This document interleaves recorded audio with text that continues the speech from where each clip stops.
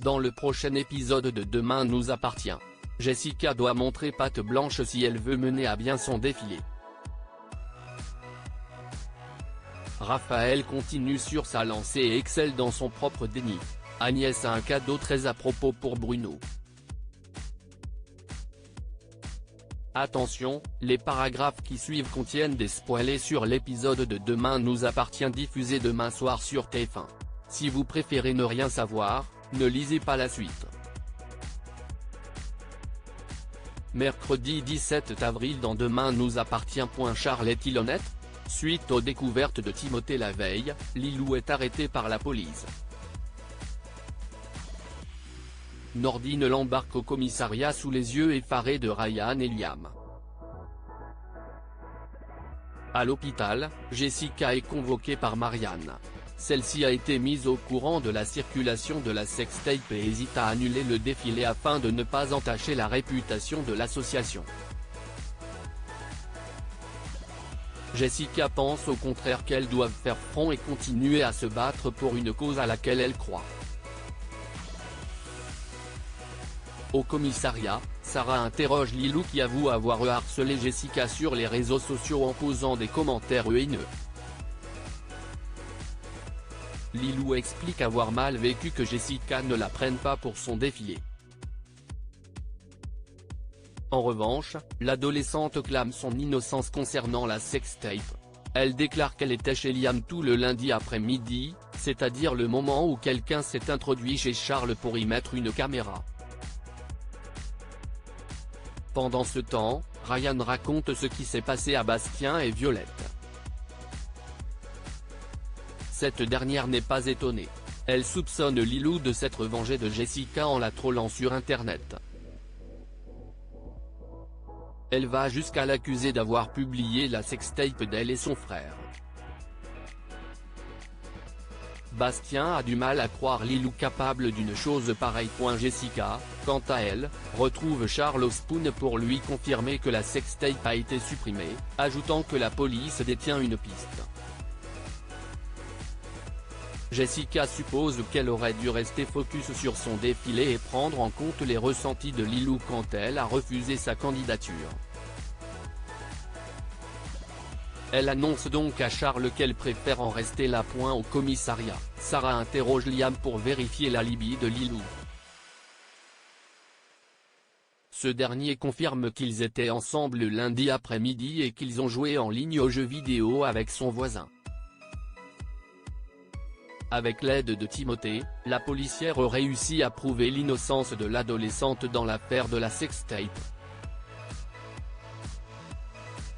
Timothée confirme que l'auteur de la vidéo a utilisé un VPN particulièrement bien configuré, ce qui dépasse largement les compétences informatiques de Lilou.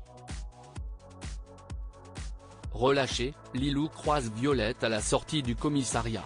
En voyant qu'elle n'éprouve aucun remords, Violette s'énerve. Lilou lui conseille de s'endurcir car elle ignore ce qui l'attend. Pendant ce temps, Sarah se rend chez les Moreno pour tenir Jessica au courant de l'avancée de l'enquête.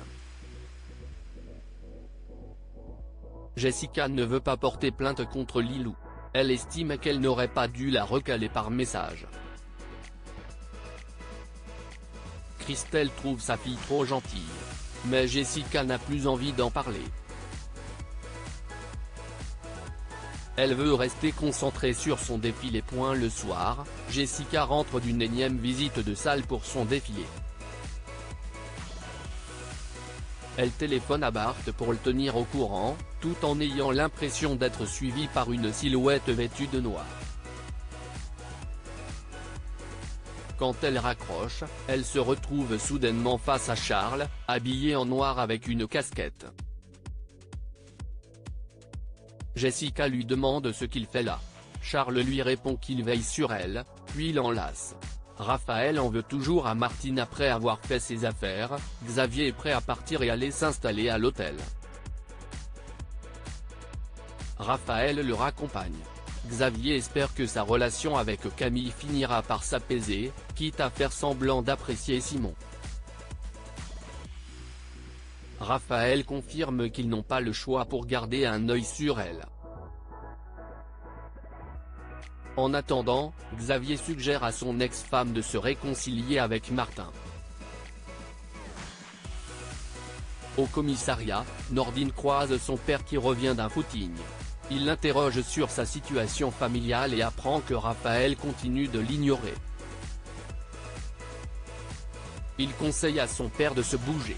Martin rétorque qu'il n'a pas de leçon à recevoir de son fils qui devrait plutôt se concentrer sur sa réconciliation avec Manon.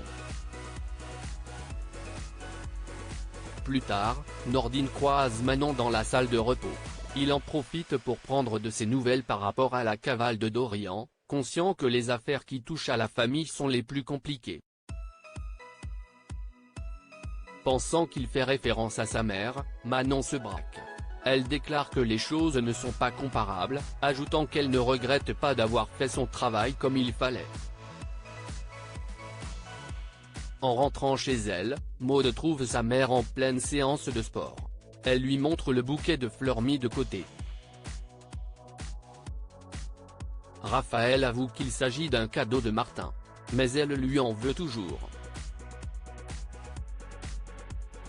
Maud décide d'appeler Camille, qui se trouve à l'hôpital avec Simon, afin de mettre au point un plan qui permettrait d'aider leur mère à se réconcilier avec son compagnon. Agnès s'excuse auprès de Bruno Spoon. Agnès croise Karim au comptoir et s'excuse pour son comportement de la veille. Elle s'en veut d'avoir accusé Bruno à tort pour la crevaison de ses pneus, lui remercie Karim d'avoir pris l'affaire en charge. Le capitaine de police s'excuse en retour pour sa réaction assez légère lors de la convocation de Ryan au lycée. Une fois les choses mises au clair, Karim invite Agnès à prendre un café avec lui. Le temps qu'elle aille récupérer ses affaires, Ryan débarque en se moquant ouvertement de sa professeure et de son histoire de pneus crevés. L'ayant entendu, Agnès décide de quitter les lieux. Au commissariat, Karim raconte à Roxane sa mésaventure. Il est dégoûté d'être reparti à la case départ alors qu'il pensait enfin pouvoir tenter une approche avec Agnès. De son côté, Agnès se rend au MA où elle tombe sur Alex. Elle lui remet un cadeau pour Bruno, signe d'excuse pour le malentendu de la veille. Il s'agit d'une bouteille de champagne de luxe. Plus tard, Alex donne à Bruno le cadeau d'Agnès. Ce dernier est très touché. Alex souligne qu'Agnès avait vraiment l'air désolée.